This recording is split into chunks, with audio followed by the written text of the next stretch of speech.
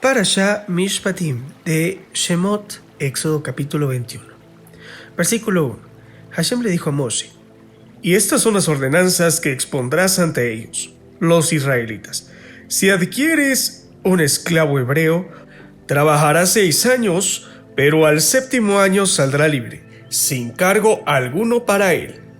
Como comentario, un hebreo puede transformarse en esclavo por 2 vías o 2 caminos. 1. Vendiéndose a sí mismo para emerger de su estado de pobreza, o bien porque se trata de un ladrón que fuera vendido por una corte de justicia en procura de fondos a fin de resarcir a sus víctimas. Aquí habla de este segundo caso. Continuamos con el versículo 3. Si entra soltero, saldrá soltero. Como comentario, eso significa que si entró soltero, su patrón no le puede asignar una esclava cananea para que produzcan esclavos. Continuamos.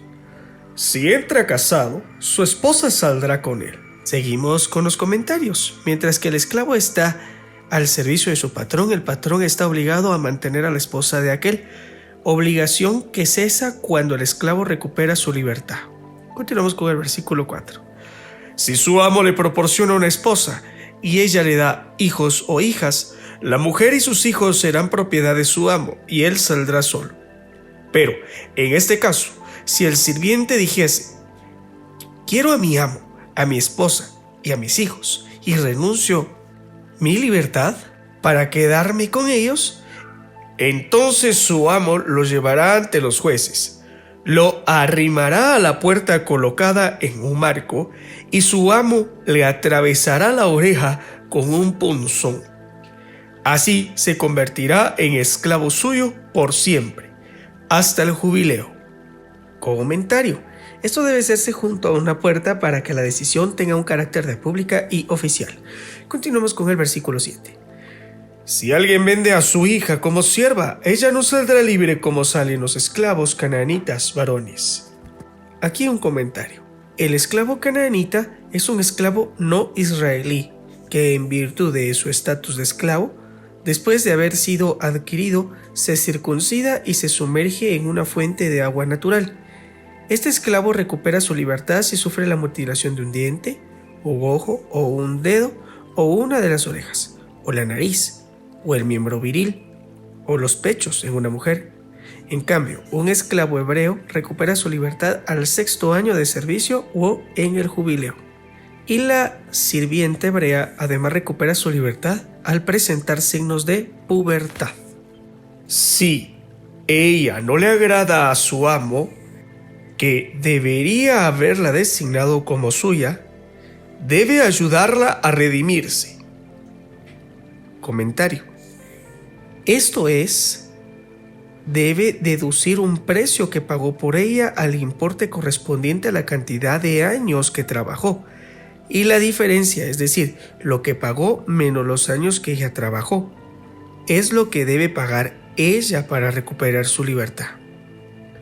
Después de haberla defraudado, pierde el derecho de venderla a otros. Hacemos otro comentario. Esta cláusula se aplica tanto al patrón como al padre. El patrón la defraudó al no haberla destinado como esposa para sí, y su padre la defraudó a haberla vendido a ese patrón. Por consiguiente, ninguno de los dos la puede vender nuevamente. Continuamos con el versículo 9. Si la destinase como esposa para su hijo, deberá respetar los derechos de ella como esposa. Si el patrón o su hijo tomase para sí otra mujer, no podrá disminuirle su derecho a alimentos, vestimentas y cohabitación. Hacemos un comentario. Los patriarcas tuvieron esposas y también esclavas que fueron sus esposas. Y durante mucho tiempo en la época de Israel existió la poligamia. No obstante, esta fue prohibida por un decreto rabínico, específicamente del rabino Gerson. Entonces, el patrón tiene 3 opciones: o se casa con ella, casarla a ella con su hijo, o ayudarla a redimirse disminuyendo su precio de rescate, los años trabajados. Si él no quisiese concederle a ella ninguno de esos 3 beneficios u opciones, ella saldrá libre sin cargo alguno, sin pagar nada a cambio. Realizamos otro comentario. En caso de que uno sea sumamente indigente, la Torá le provee una solución para que su hija no resulte ser víctima de tal desagradable situación. Bajo tales circunstancias, si el padre careciera de los medios para mantenerla, la Torá le otorgará al padre el derecho de vender a su hija como sirvienta. Tal como surge del contexto de los versículos, es evidente que dicha venta es exclusivo beneficio de ella, como sería el caso de si el patrón la quisiese como esposa para sí o para su hijo, dándole a ella la posibilidad de reiniciar una nueva y promisoria vida, conformando una digna familia. Continuamos con el versículo 12. El que adrede golpee de muerte a alguien será muerto indefectiblemente, pero si no lo hizo intencionalmente, sino Elohim le puso la fatalidad en su mano, en tal caso yo proveeré un lugar al que deba ir a refugiarse. Es decir, en este comentario decimos, quien mata a otro sin premeditación está libre de la pena de la muerte. No obstante, debe exiliarse en una ciudad de refugio para evitar que los parientes se venguen matándolo. Continuamos con el versículo 14. Y si uno se complota contra su semejante y lo mata alevosamente, lo sacarás incluso de mi altar para aplicarle la pena capital. Aquí hacemos también otro comentario. Incluso si se trata de un sacerdote que se dispone a servir en el altar, debe ser sacado de allí para aplicarle la sentencia.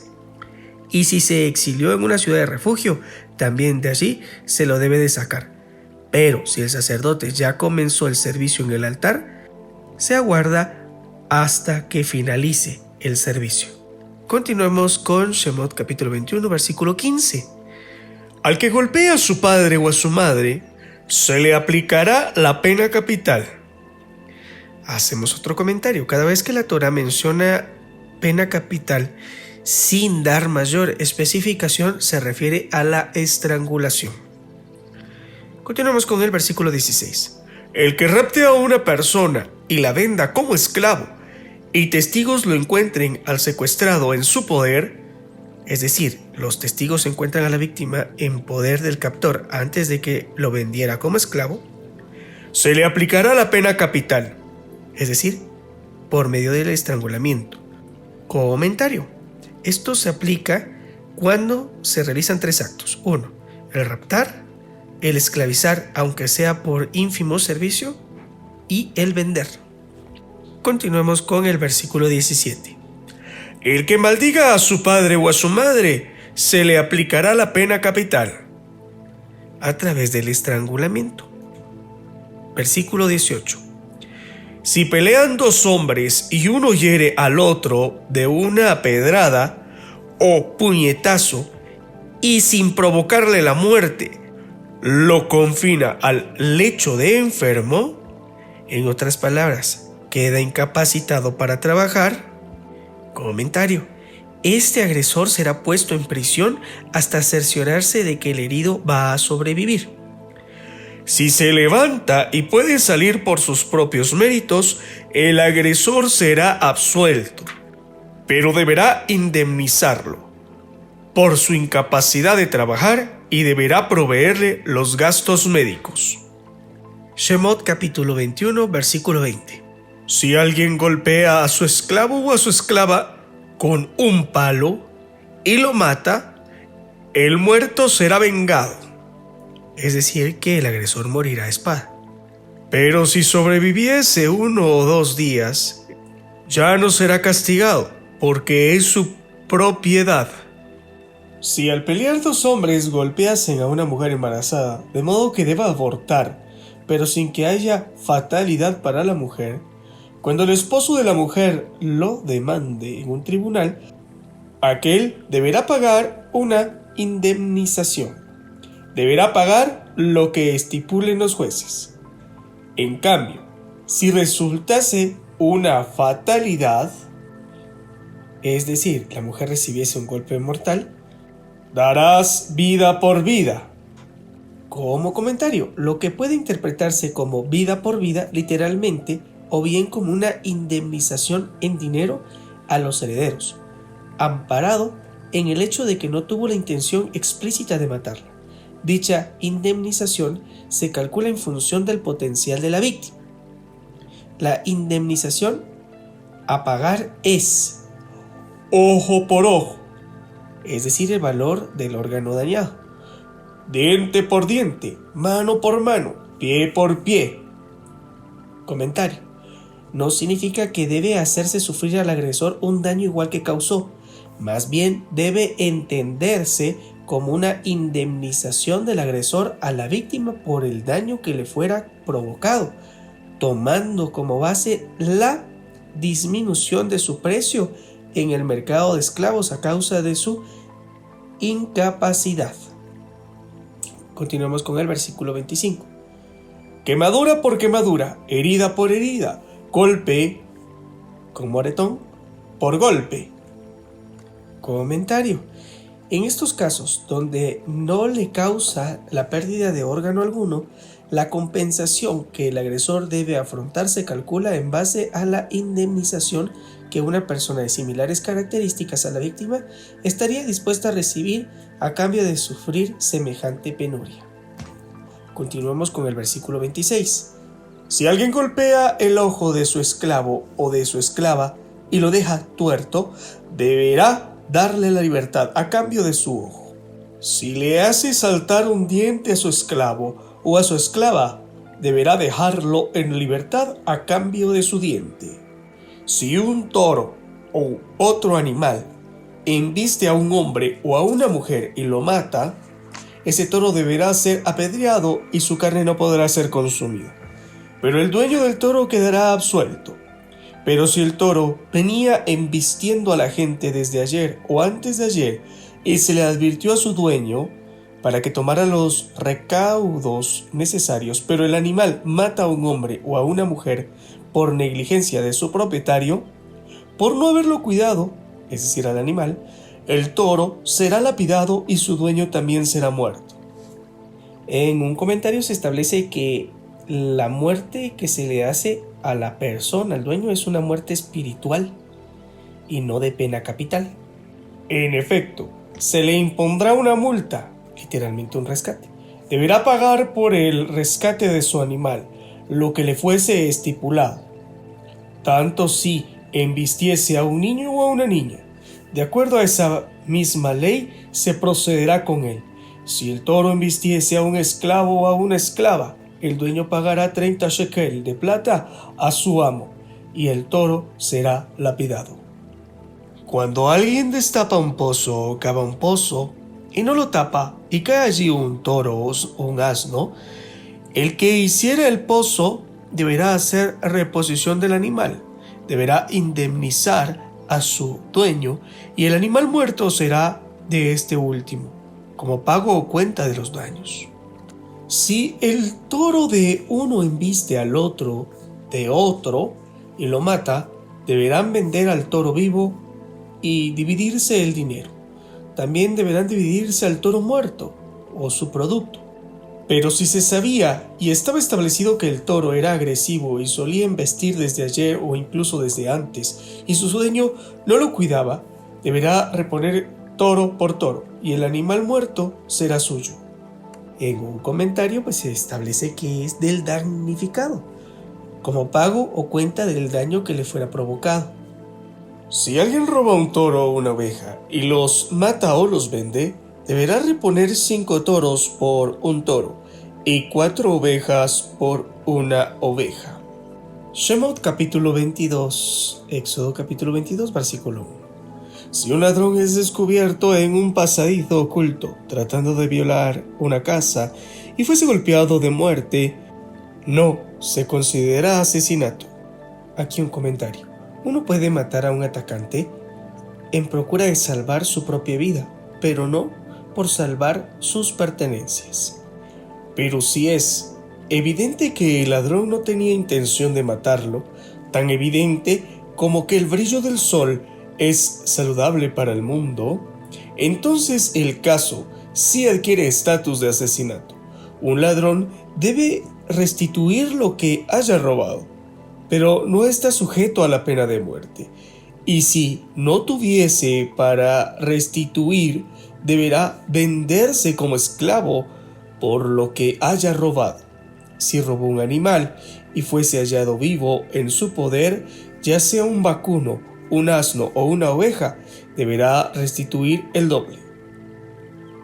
Cuando alguien conduce a su ganado a un campo o a una viña ajena, tanto si deja su ganado libre, pisoteando los cultivos o pastando en campo ajeno, deberá indemnizar al perjudicado con lo mejor de su propio campo o con lo mejor de su propia viña.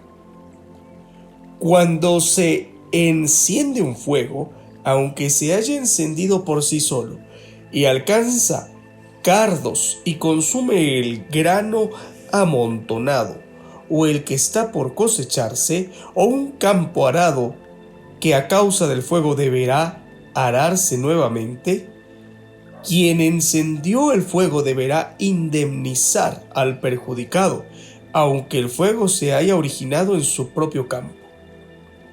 Cuando un hombre le deja a su semejante dinero u objetos en custodia sin pagarle por su servicio, y estos fueron robados de la casa de ese hombre, si se descubre al ladrón, deberá restituir el doble. En cambio, si el ladrón no fuese encontrado, si el propietario del objeto lo demanda, el dueño de la casa deberá comparecer ante los jueces para jurar que no ha robado la propiedad de su semejante.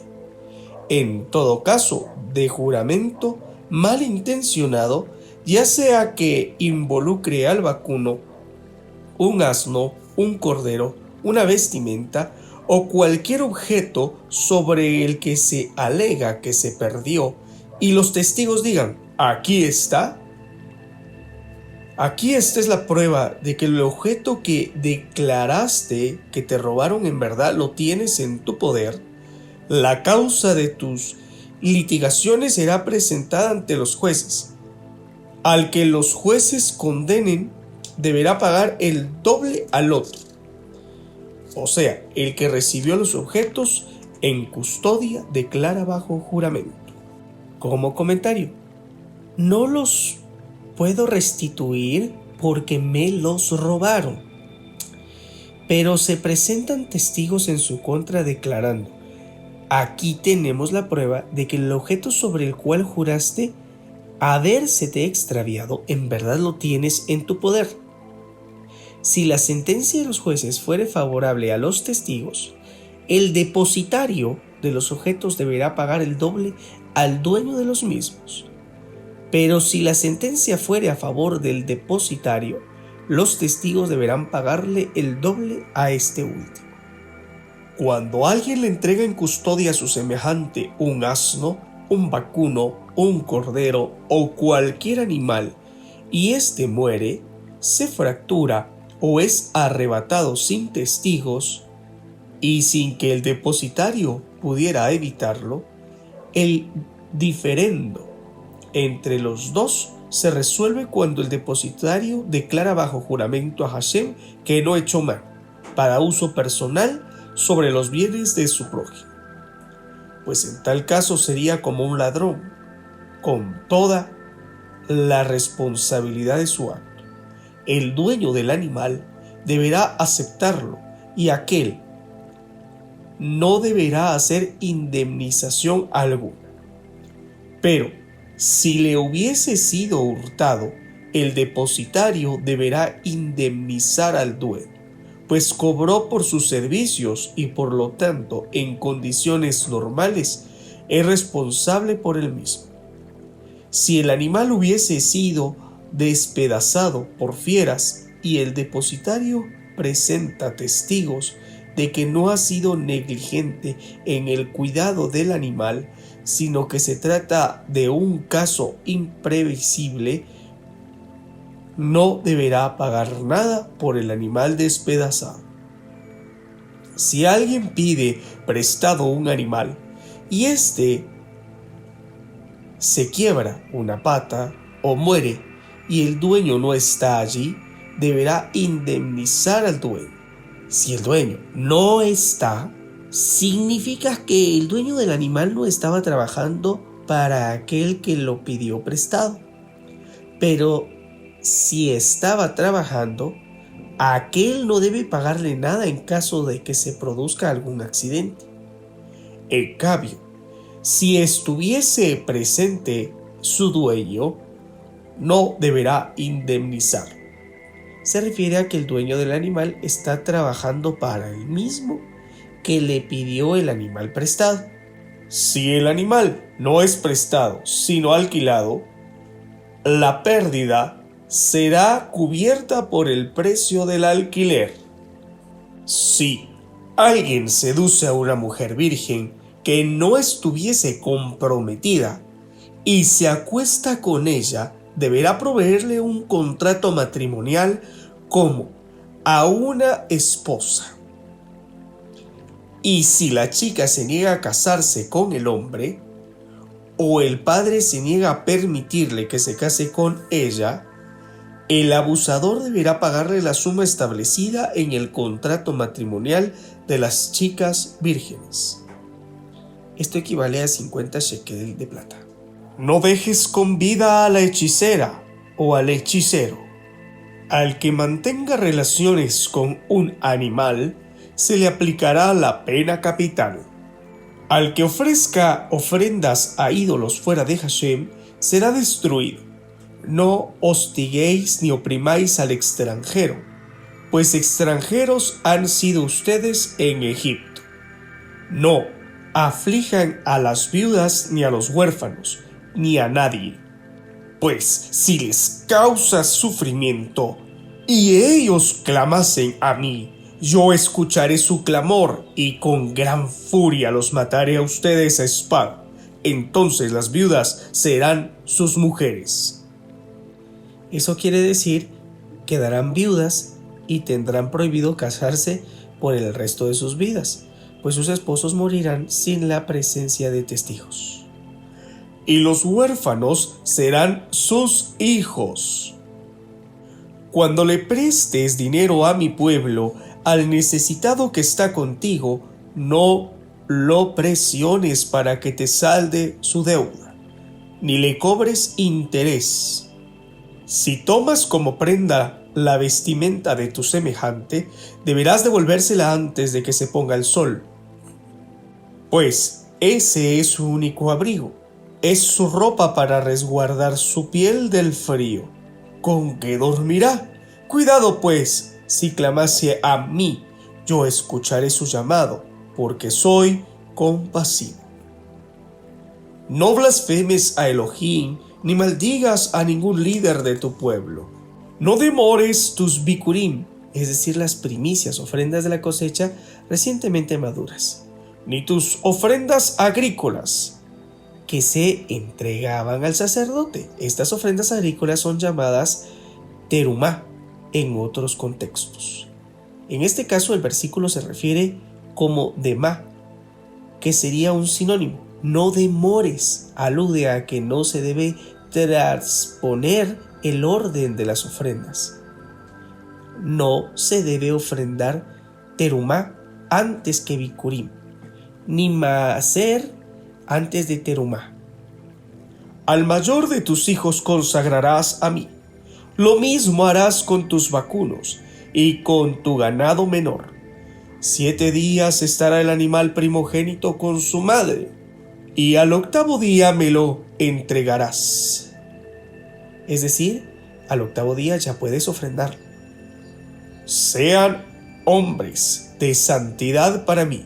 No coman carne de animales despedazados por las fieras en el campo. Échenla a los perros. Como comentario, pues también se incluye la prohibición de ingerir carne de animales que tengan lesiones o enfermedades capaz de provocar al ser humano la muerte.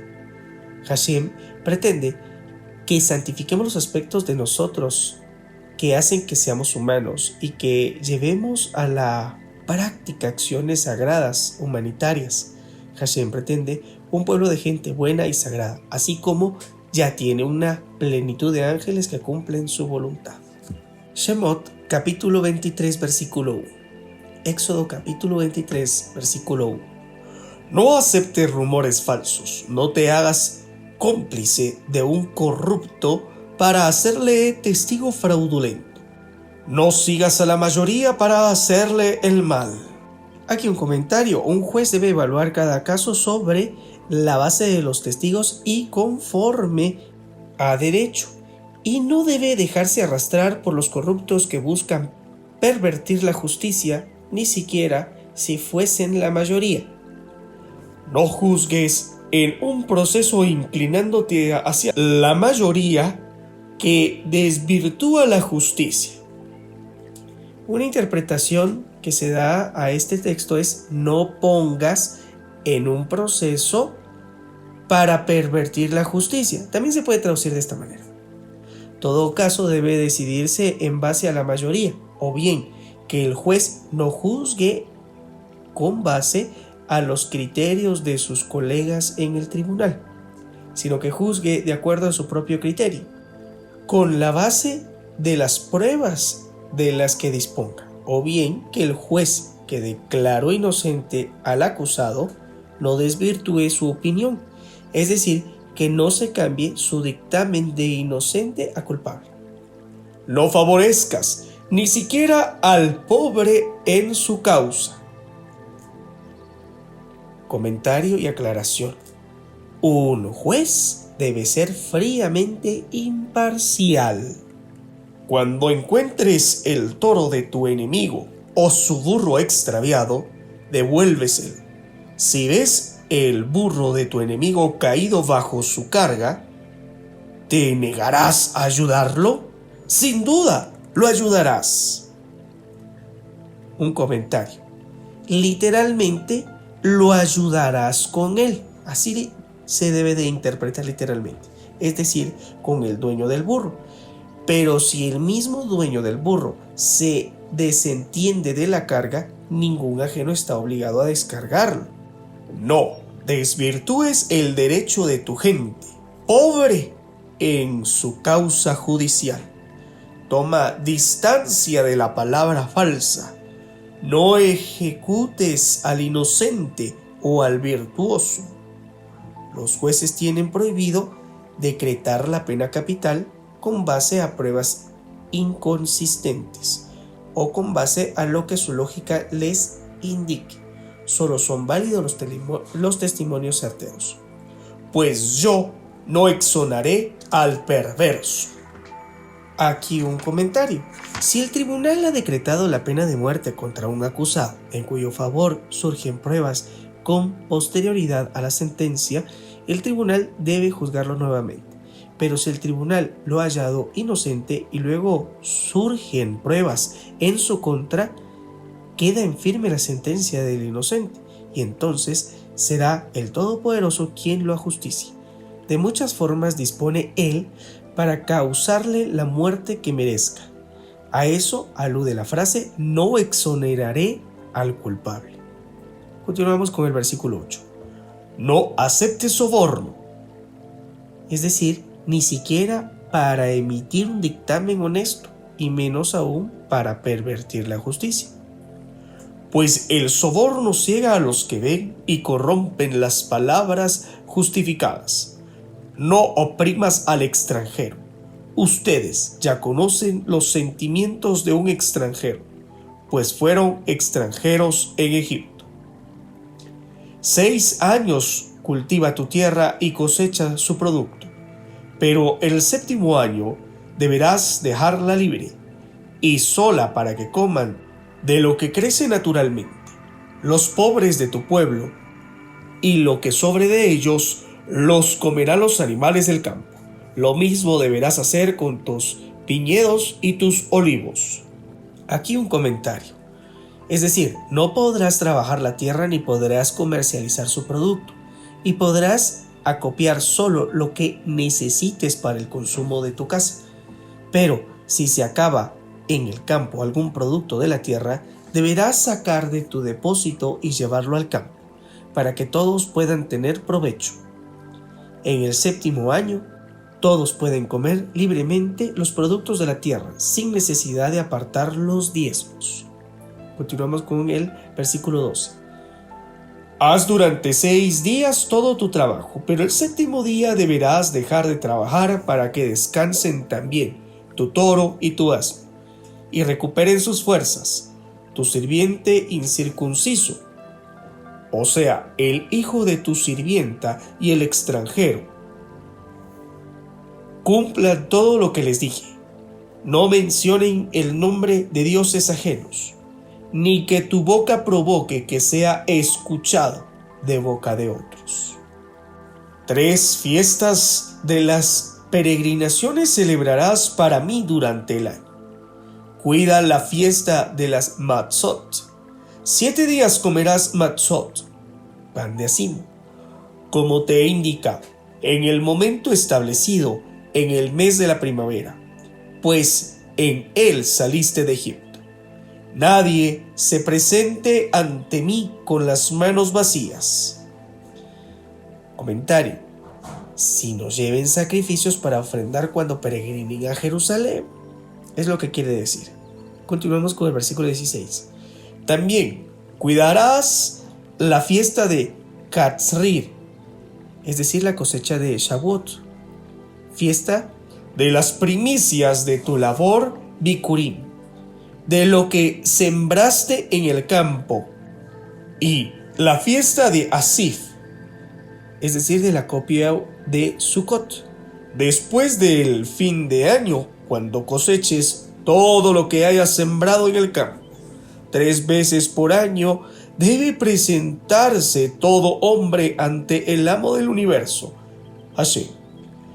No sacrifiques la sangre de mi ofrenda de Pesaj en presencia de Hametz, es decir, productos cerealados, leudados o fermentados. Que el cebo de la ofrenda festiva no pase la noche fuera del altar hasta la mañana. Aquí un comentario. Cebo significa o alude a las partes del animal que se quemaban sobre el altar. Continuamos con el versículo 19. Los primeros frutos de tu tierra llevados a la casa de Hashem tu Elohim, es decir, al gran templo de Jerusalén. No cocines al cabrito en la leche de su madre. Shemot capítulo 23, versículo 20. Mira, yo envío un ángel ante ti para protegerte en el camino y para llevarte al sitio que tengo preparado. Cuídate de él, obedece su voz, no te rebeles contra él, pues no perdonará tu transgresión, pues mi nombre está en él. Pues si obedeces su voz y haces todo lo que yo te diga, yo seré el enemigo de tus enemigos y oprimiré a tus opresores. Mi ángel irá delante de ti y te conducirá a la tierra del Emorita, del Hitita, del Prisita, del Canaanita, del Jivita y del Jebusita, a quienes aniquilaré. No te arrodilles ante sus dioses, no les rindas culto ni te conduzcas por sus malos senderos. Por el contrario, destrúyelos por completo a esos dioses y demuele sus monumentos. Adoren a Hashem, Elohim de ustedes, y él bendecirá tu pan y tu agua. Yo quitaré de ti las enfermedades. Ninguna mujer abortará ni será estéril en tu tierra. Yo haré que se cumpla la totalidad de tus días y no mueras antes de tiempo. El terror de los pueblos paganos hacia mí precederá tu marcha y confundiré a todos los pueblos a los que llegues. Haré que todos tus enemigos te den la espalda, te darán la espalda y en su huida enviaré la tzirrá delante de ti para que expulse al pueblo hitita, kenanita y jivita. Es necesario hacer aquí un comentario. La tzirrá es un insecto que arrojaba una secreción enceguecedora e inyectaba un veneno mortal. La Sirá actuaba solo sobre el margen oriental del Jordán, pero los efectos de su veneno podrían llegar hasta el margen occidental. Según otra opinión, la tzera era una enfermedad que debilitaba el cuerpo. Continuamos con el versículo 29. No los eliminaré de tu presencia en un año, sino paulatinamente, para evitar que la tierra quede desolada y las fieras salvajes te sobrepasen. Poco a poco iré expulsándolos de tu presencia hasta que seas numeroso y puedas heredar la tierra. Estableceré tus fronteras desde el mar Suf, mar Rojo, hasta el mar de los Plishtim, es decir, mar Mediterráneo, y desde el desierto hasta el río Éufrates. Pues entregaré en tu mano a los habitantes de esa tierra, y tú los expulsarás de tu presencia. No hagas pacto ni con ellos ni con sus dioses. Ellos no deben habitar en tu tierra, para que no te hagan pecar contra mí adorando a sus dioses, lo cual sería una trampa fatal para ti. Continuamos con Shemot capítulo 24. Él le dijo a Moshe: asciende hacia Hashem, tú con Aarón, Nadab y Abiú, y 70 de los ancianos, sabios referentes de Israel. Prostérnense desde lejos. Aquí hacemos un comentario aclaratorio. Esta ordenanza se da previamente antes de los 10 mandamientos. Continuamos con el versículo 2. Solo Moshe que se acerque hacia Hashem, que los demás no se acerquen, ni tampoco el pueblo ascienda con él. Moshe fue el mismo día y le transmitió al pueblo todas las palabras que Hashem y todas las ordenanzas, y el pueblo respondió unánimemente: todo lo que dijo Hashem lo haremos. Moshe escribió todas las palabras de Hashem. Muy temprano por la mañana se levantó y construyó un altar al pie del monte y 12 monumentos por las 12 tribus de Israel.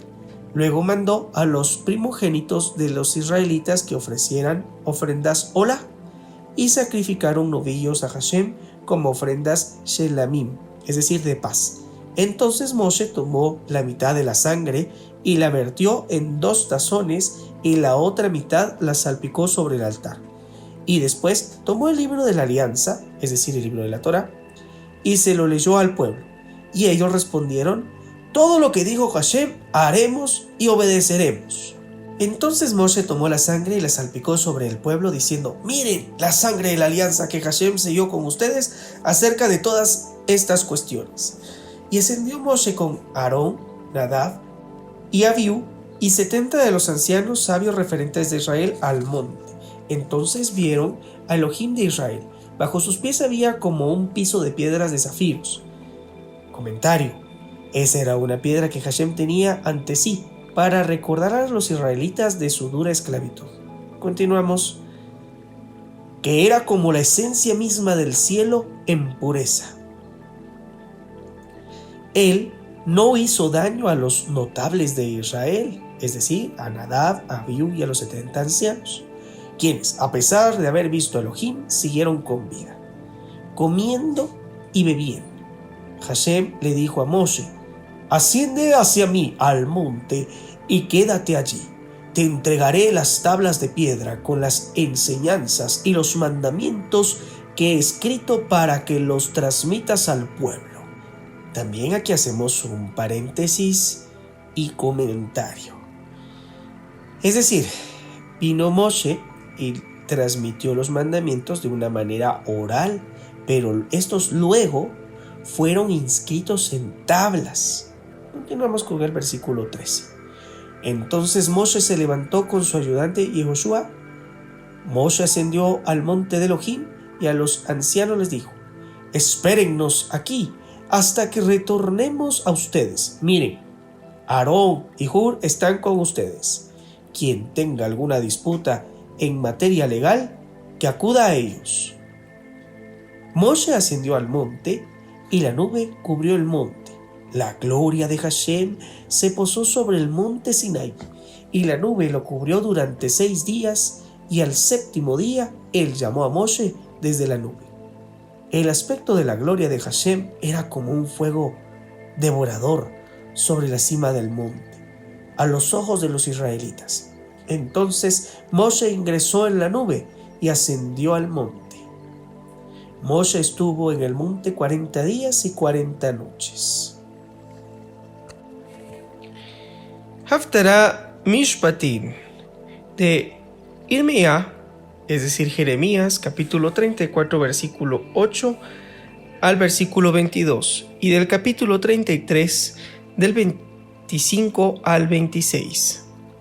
Esta es la palabra de Hashem que se dirigió a Yirmiyahu, es decir, Jeremías, después de que el rey Tzidkiyahu, es decir, Sedequías, sellara un pacto declarando la libertad de todo el pueblo en Jerusalén.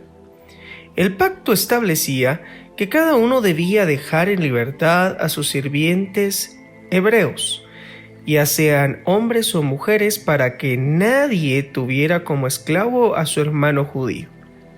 Todos los líderes y el pueblo que entraron en el pacto aceptaron liberar a sus sirvientes hebreos para no esclavizarlos más, pero después se arrepintieron y los obligaron a volver a servirles nuevamente como esclavos. Entonces la palabra de Hashem se dirigió a Yirmiyahu diciéndole: así dice Hashem, Elohim de Israel: yo hice el siguiente pacto con los ancestros de ustedes el día que los saqué de la esclavitud de Egipto. Al comienzo de cada 7º año, cada uno de ustedes deberá dejar en libertad al hermano hebreo que se les haya vendido como esclavo. Él puede servirte como esclavo durante 6 años, y entonces debes liberarlo. Pero los ancestros de ustedes no me escucharon ni me prestaron atención. Hoy ustedes cambiaron de actitud e hicieron lo que a mí me parece bien, pues cada uno declaró la libertad de su prójimo. E incluso ustedes sellaron un pacto ante mí en el gran templo que lleva mi nombre, pues se llama Casa de Hashem o Casa de Yahweh. Sin embargo, después ustedes renegaron y profanaron mi nombre cuando cada uno obligó a los sirvientes que había liberado a que volviera a servirles como esclavos. Por eso, así dice Hashem: ustedes no me obedecieron, no declararon la libertad de sus hermanos y de sus semejantes. Por lo tanto, yo declaro contra ustedes la libertad de la espada, de la peste y del hambre.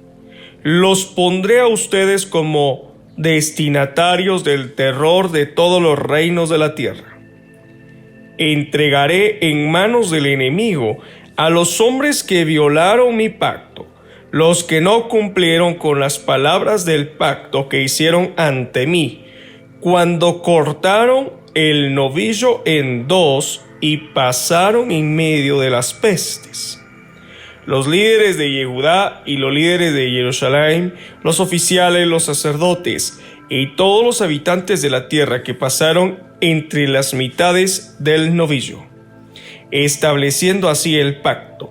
En aquellos días la forma de establecer un pacto era cortar un novillo en 2 y pasar entre las 2 mitades. A ellos los entregaré en mano de sus enemigos y en mano de los que pretenden matarlo. Sus cadáveres serán alimento para las aves del cielo y los animales de la tierra. En cuanto a Tzidkiyahu, Sedequías, rey de Judá, y a sus líderes los entregaré en mano de sus enemigos, en mano de los que procuran matarlo y en mano del ejército del rey de Babel, que ahora ha dejado de atacarles. Estoy ordenándoles que vuelvan a atacar en esta ciudad, dice Hashem, que la tomen y la incendien. Haré que las ciudades de Judá queden desoladas y sin habitantes. Leemos Jeremías capítulo 33, versículo 25. Así dice Hashem: así como es de cierto que he establecido mi pacto con el día y con la noche, con las leyes que gobiernan el cielo y la tierra, tan cierto es también que no rechazaré yo a la descendencia de Jacob, ni de mi servidor David. Es decir, los reyes de Israel provienen de la descendencia de David. Jamás dejaré de designar a sus descendientes como gobernantes de la progenie de Abraham, de Isaac y de Jacob. Eso será cuando yo haga retornar su exilio y me compadezca de ellos. Esta semana hemos estudiado la Parashá Mishpatim. Esta porción es una de las más grandes de la Torá. Incluye alrededor de 53 preceptos. De estos, 23 nos invitan a hacer algo, aquellos que se conocen como positivos, mientras que 30 son prohibiciones a realizar algo, que se le conoce como el nombre de negativos. Entre los mandamientos del cuidado y responsabilidad social, se hace mención de aquel que hiere a otro. Se debe hacer cargo de la cura completa. Esta palabra completa hace ver que así como existen médicos físicos, también debe de haber una cura espiritual. Lo que se pretende analizar en estas porciones no solamente es del cuidado físico, sino también del alma, de la parte espiritual. Debemos ser cuidadosos en lo que hacemos, en lo que damos, en lo que recibimos.